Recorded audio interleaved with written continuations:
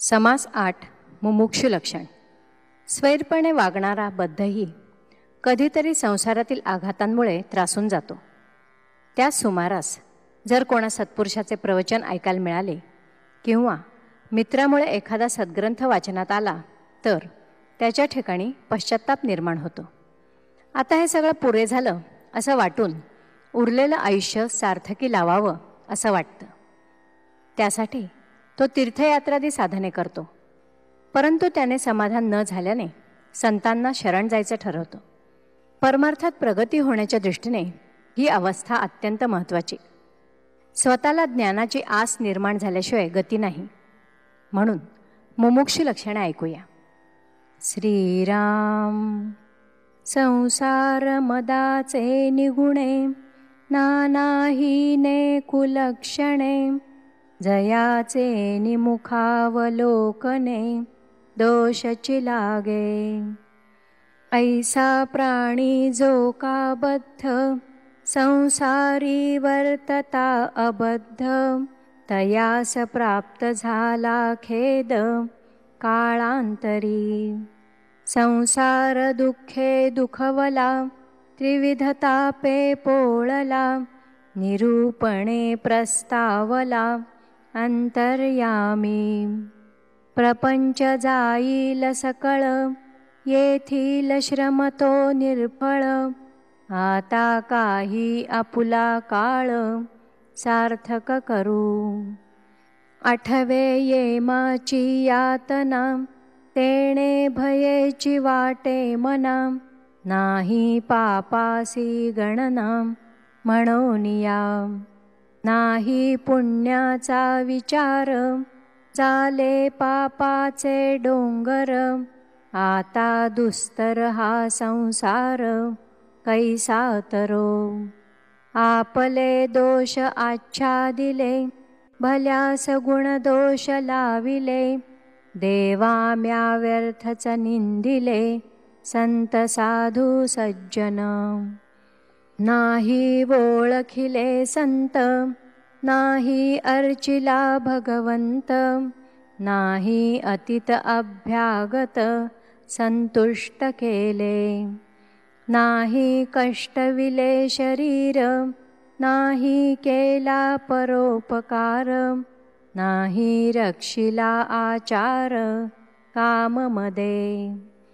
कोण उपाये करावा कैसा परलोक पावावा कोण्या गुणे देवाधिदेवा पाविजेल. कीर्तन केले पोटासाठी देव मांडिले हाटवटी आहा देवा बुद्धी खोटी माझी मीच जाणे. पोटी धरून अभिमान शब्दी बोले निराभिमान अंतरी वांछुनिया धन त्यानस्त झालो. ऐसा पोटी प्रस्तावला निरूपणे पालटला तोची मुमुक्ष बोलिला ग्रंथांतरी. पुण्यमार्ग पोटी धरी सत्संगाची वांछा करी विरक्त झाला संसारी या नाव मुमुक्ष. आपले अवगुण देखे विरक्ती बळे ओळखे आपणास निंदी दुःखे या नाव मुमुक्ष. म्हणे मी दुराभिमानी म्हणे मी तपीळजनी म्हणे मी नाना व्यसनी या नाव मुमुक्ष. म्हणे मी आळसी अंगचोर म्हणे मी कपटी कातर म्हणे मी मूर्ख अविचार या नाव मुमुक्ष. म्हणे मी काहीच नेणे म्हणे मी सकळाहूनी उणे आपली वर्णी कुलक्षणे या नाव मुमुक्ष. म्हणे मी अवगुणाची रासी म्हणे मी व्यर्थ आलो जन्मासी म्हणे मी भार झालो भूमीसी या नाव मुमुक्ष. नाना तीर्थे धुंडाळिली शमदमादी साधने केली, नाना ग्रंथांतरे पाहिली शोधूनिया. तेणे नव्हे समाधान, वाटे अवघाच अनुमान.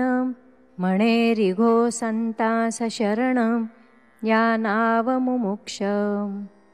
स्वार्थ सांडून प्रपंचाचा, हव्यास धरिला परमार्थाचा. अंकित होईन सज्जनाचा, म्हणे तो मुमुक्ष. ऐसा मुमुक्ष जाणिजे, संकेत चिन्हे ओळखिजे. पुढे श्रोती अवधान दीजे, साधक लक्षणी. इति श्रीदासबोधे गुरुशिष्य संवादे मुमुक्ष लक्षण नाम समास 8वा. श्रीराम.